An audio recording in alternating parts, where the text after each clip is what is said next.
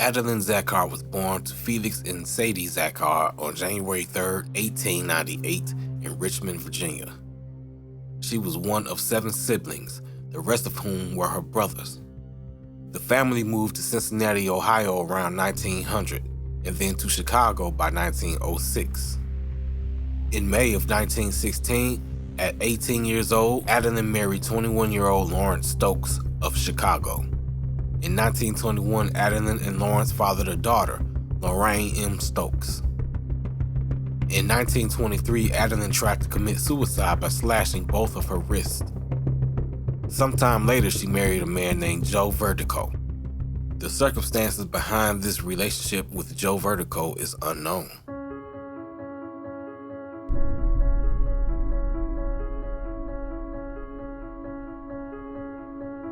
A Grand Trunk Western Railroad train carrying a mail car bound for Harvey, Illinois, was blown up.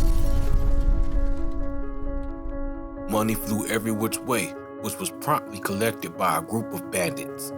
The bandits were William Donovan, William Carmody, Joseph Lamb, Angelo Francisco, Daniel Losi, and Charles Limpy Charlie Cleaver. The group of bandits made off with a sum of money totaling around $133,000. The mail car robbery was planned extravagantly. Every possibility was analyzed and carefully thought out. Chicago police acted on faulty intelligence and arrested the wrong people for the mail car robbery at first. However, Chicago's Crime Prevention Bureau, a secret department of undercover police, had information that implicated Charles Cleaver in the train robbery. Also, the names of the other bandits were spilled to undercover cops by him, as was the location of the robbery. The group of bandits were arrested, all except for one, Angelo Francisco. Francisco went on the run. At some point, Adeline began a relationship with Francisco. She became his common-law wife and got involved in his racketeering activities.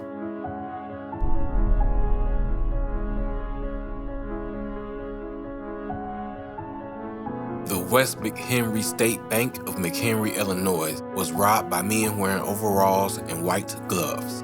$12,000 was stolen by a group of bandits that included Francisco. As they made their getaway in a car, hundreds of shots were fired at them by local security. Security also started chasing the bandits. A McHenry hardware store dealer named Bruce Nichols was hired by the Illinois Bankers Association to kill bandits. Nichols was hot on their heels, firing relentlessly. All of the shooting attracted the attention of an Illinois state trooper riding a motorcycle. He joined the pursuit behind Nichols, but they were too far ahead of him to catch up.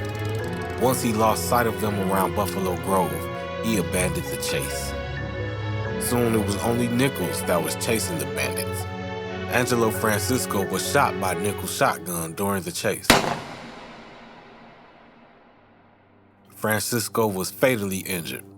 The bandits ended up shaking Nichols, but they had to abandon the car and the body of Francisco in a cornfield. A group of hunters searching for wild boars found the bullet-riddled car with Angelo's body inside of it and called the police. A few hours later, Francisco's father and children entered into the McHenry morgue, searching for Angelo. When asked how they knew Angelo was there, they explained that they knew he was on the run, living with, quote, that girl, end quote. That girl, who was Adeline Zaccard, called them and told them to go to McHenry to identify a body that may be Angelo. The woman knew all about the robbery and was only waiting for the body to be found. Police then began a desperate search to find Adeline, hoping that catching her would help them catch the rest of the bandits.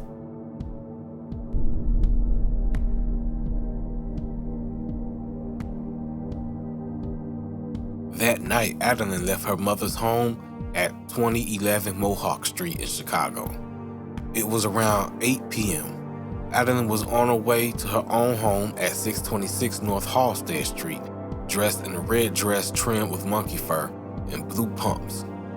By 10 p.m., Adeline was home with a neighbor who lived under her.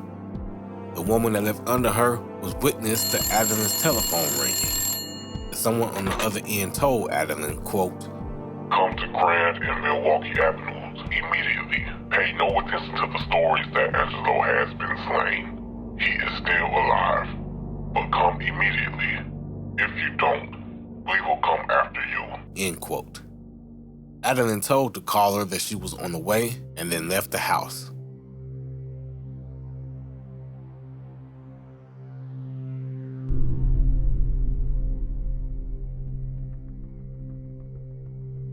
Mr. and Mrs. Adolf Niemeyer and their 14-year-old daughter Marie was awakened around midnight by a woman screaming and 4 quick gunshots. At around 2 a.m., a farmer heard a gunshot. Startled, he looked out of his bedroom window and saw a sedan speeding away in the distance. He thought nothing else of it and went back to sleep.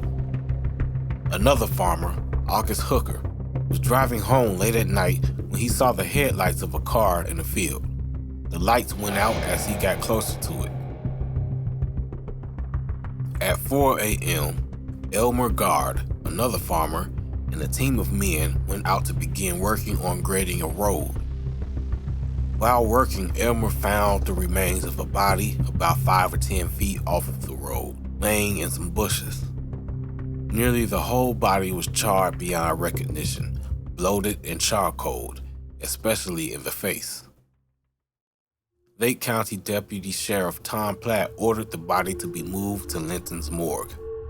The autopsy was conducted by Dr. C.R. Pettibone.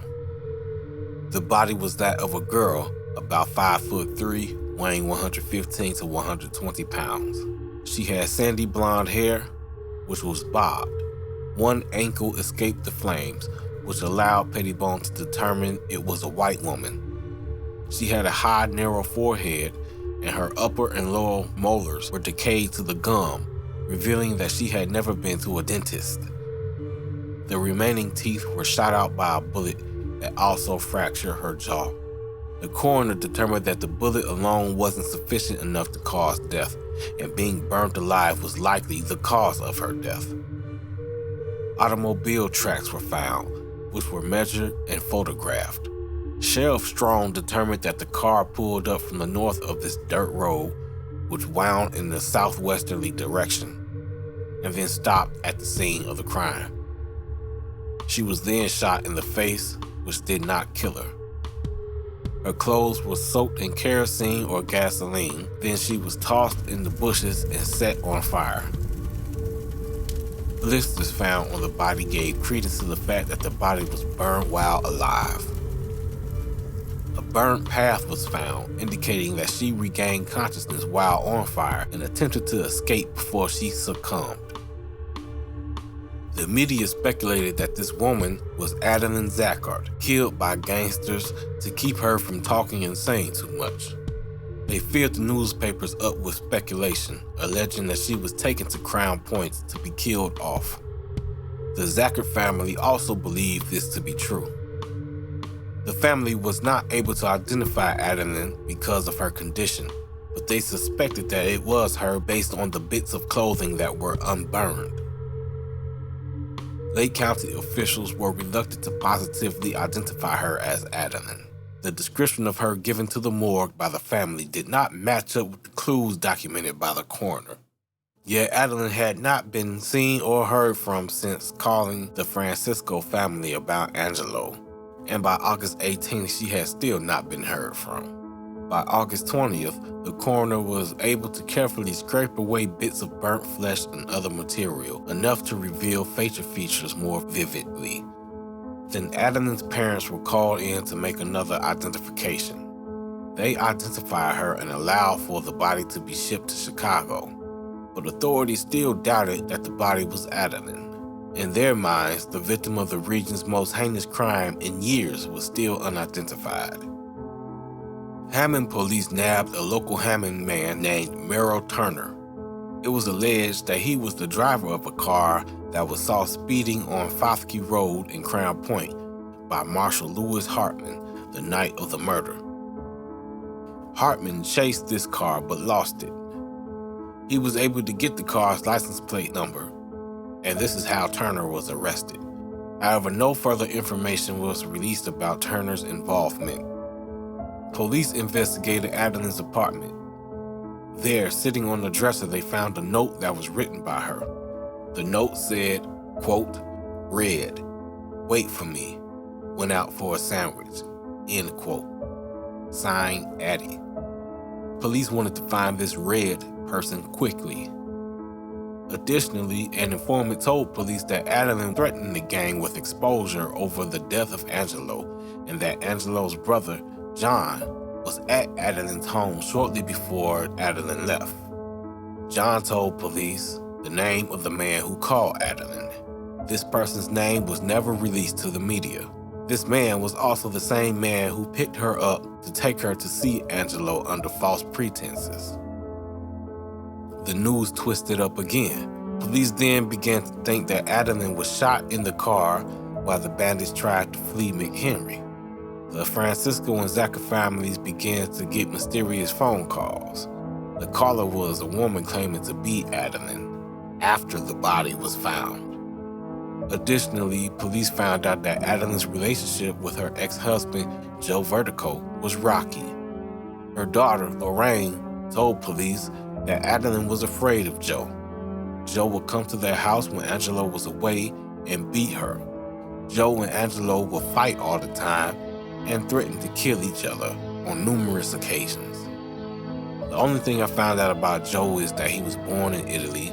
He fought in the last year of World War I and was back in the States in 1920. The police reasoned that her death was made to be deliberately misleading. And if this is the case, it worked because Adeline's murder was never solved. No one was ever captured. Playing on her grief, the killer lured Adeline out of her home in the middle of the night and gave her a ride to Crown Point. Adeline was shot in the face while running on that lonely Crown Point dirt road. On August 21st, 1928, the body of who was believed to be Adeline Zaccard was buried at Mount Carmel Cemetery in Chicago. Who was her killer? The answers will probably never be known.